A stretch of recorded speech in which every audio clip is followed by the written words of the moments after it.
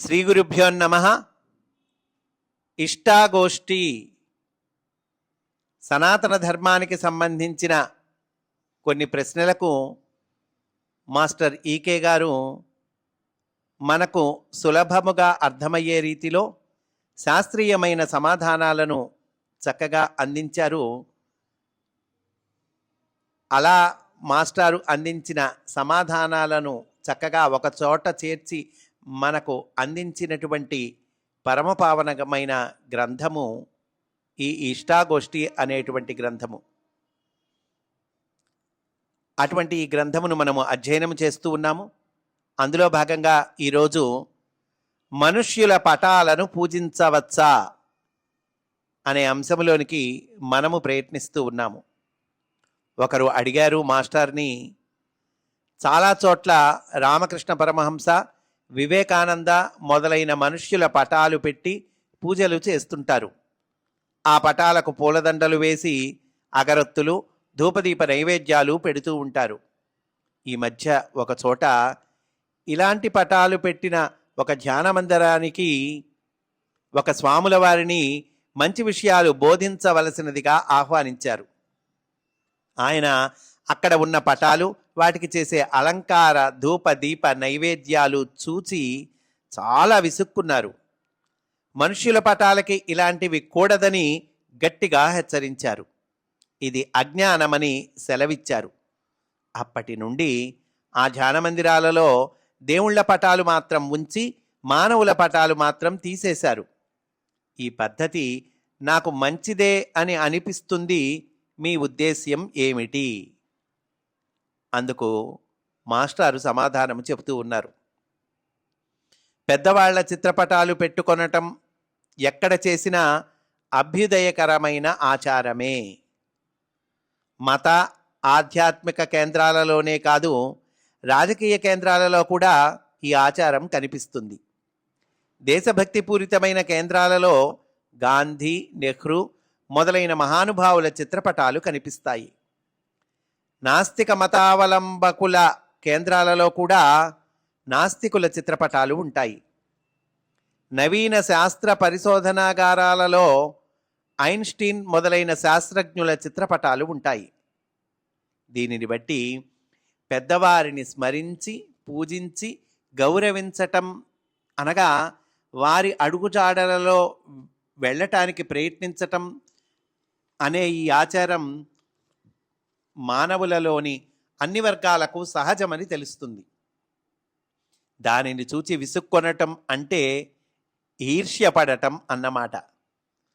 ఒక స్వాముల వారు రామకృష్ణ పరమహంస వంటి మనుష్యుల పటాలను పూజించవచ్చా అని అన్నారు. అంటే పటాన్ని గూర్చి ఇలా వెష్టపడ్డారు అంటే తాను పరమహంస కన్నా గొప్పవాడను అనే భావము, నా పటం పెట్టనప్పుడు మిగిలిన వారి పటాలు పెట్టడం ఎందుకు అనే వైరాగ్య భావము కనిపిస్తాయి.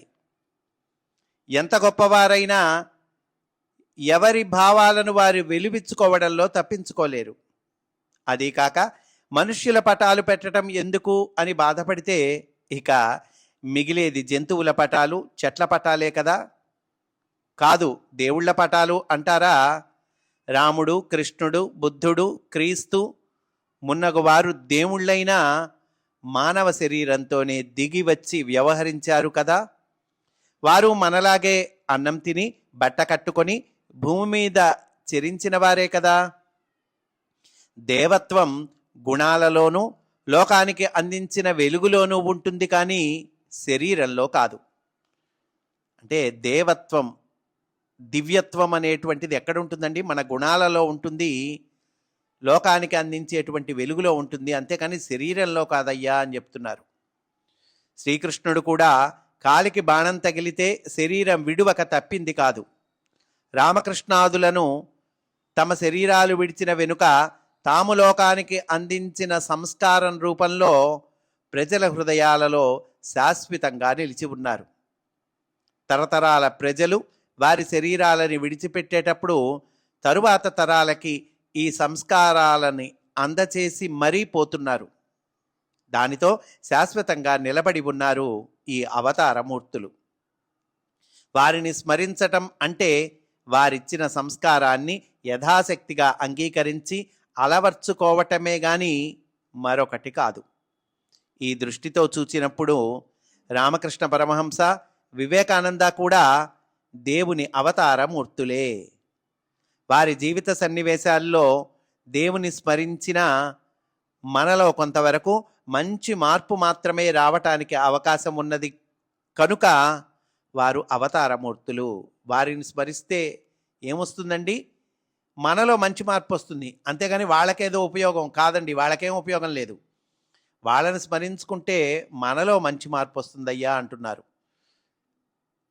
వాళ్ళని స్మరించినప్పుడు మనలో మంచి మార్పు వస్తుంది కాబట్టి వాళ్ళు అవతారమూర్తులు.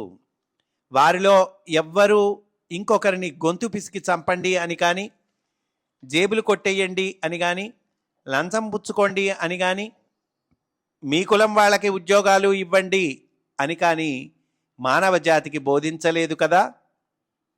పైపెచ్చు మా మతంలో చేరండి అని కానీ, మా పార్టీలో చేరండి అని కానీ, మాకు శిష్యుడిగా ఉండండి అని కానీ, మేము చెప్పినవి నమ్మండి అని కానీ బోధించను లేదు, ప్రోత్సహించను లేదు.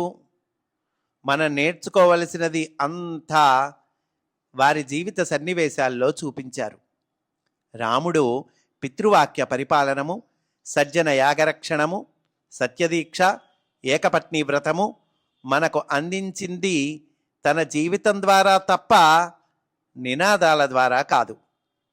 అలాగే వివేకానంద ఆధ్యాత్మిక సోదరత్వాన్ని గూర్చి నేల 4 చెరగుల సింహనాథం చేశాడే గాని మానవులంతా భారతదేశానికి బానిసలు కమ్మని బోధించలేదు. వీరెవ్వరు చూచినా తమ తమ ప్రవర్తనలలో చూపిన దానిని వివరించి అందించారు. అంటే వాళ్ళ ప్రవర్తనల ద్వారా వాళ్ళు మనకి చూపించారండి. అట్టివారినే అవతారాలు అంటారు. కాకపోతే కొందరికి ఈ మధ్యనే పుట్టిన వారిని అవతారాలుగా అంగీకరించడానికి ఏదో అడ్డం రావచ్చు. మనం చెబుతాం కదండి, రకరకాల యుగాలు ఉంటాయిగా. ఈ మధ్యనే పుట్టారుగా, వాళ్ళని ఎందుకు అవతారాలుగా అంగీకరించాలి అని అనిపిస్తుంది. వాళ్ళకి తొందరగా ఒప్పుకోబుద్ధి కాదు. ఏం అడ్డం వస్తుంది? రకరకాల అహంకారాలు, యుగోలు ఏవో చెబుతారు, అవన్నీ అడ్డం వస్తాయి. అందుకనే లక్షల సంవత్సరాల క్రిందట జీవించిన వారిని మాత్రం అవతారాలుగా అంగీకరించి తమ కాలానికి దగ్గర పడ్డ వారిని అంగీకరించటానికి అభ్యంతరం ఉంటుంది. ఈ వ్యక్తిగత భేదాలను విడిచిపెట్టి చూస్తే మనం చెయ్యలేని మంచి పనులు మానవ జాతికి చేసిన వారు మనకు పూజనీయులు అనటంలో జాతికి ఆరోగ్యకరమైన ఔషధ గుణం ఉంటుంది. ఇక చిత్రపటాలను పెట్టుకొని ధ్యానం చేసినందువల్ల ఏమి లాభం అని మీరు చెప్పిన స్వాముల వారు ఈసడించారు అంటున్నారు. ఆ స్వాముల వారి భౌతిక దేహాన్ని విగ్రహంగా పెట్టుకొని వారిచ్చే ఉపన్యాసాన్ని అంగీకరించి పిలిచినప్పుడు వారు దానిని అంగీకరించారు కదా. అంటే ఇప్పుడు ఆ స్వాముల వారిని ఉపన్యాసానికి పిలిచామండి అంటే ఏం చేస్తున్నాం మనం? ఆయన భౌతిక దేహాన్ని విగ్రహంగా పెట్టుకున్నాం, వారు ఇచ్చే ఉపన్యాసాన్ని అంగీకరించాం. వారిని ముందు పెట్టుకొని మంచి విషయాలు, సంస్కారము నేర్చుకునేందుకే కదా ఆహ్వానించారు. వారిని అర్థం చేసుకొనటానికి ప్రయత్నించేటప్పుడు కూడా చూచేది వారి భౌతిక శరీరాన్నే కదా. అలాగే కొందరి బుద్ధిమంతులు మహనీయుల చిత్రపటాలను, విగ్రహాలను ముందు పెట్టుకొని ధ్యానించి తరించటానికి ప్రయత్నం చేయడంలో తప్పు ఏమీ లేదు. దీనివలన చేసేవారికి లాభమే కానీ నష్టం ఏమీ లేదు. 10 రకాలుగా మంచి పని చేసేవారిని పెద్దవాళ్ళం ప్రోత్సహించాలి కానీ అడ్డుపుల్లలు వేయరాదు అని చక్కటి సమాధానాన్ని అందించారండి మాస్టారు. స్వస్తి. వాసుదేవా.